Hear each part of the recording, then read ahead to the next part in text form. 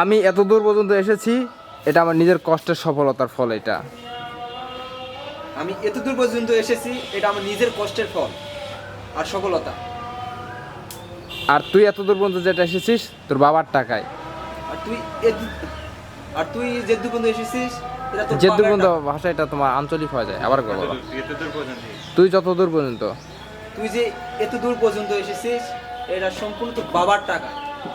তুই কি কখনো গর্ব করে বলতে পারবি এটা আমার নিজের টাকায় করেছি? বলতে পারবি না, তুই বলতে পারবি না।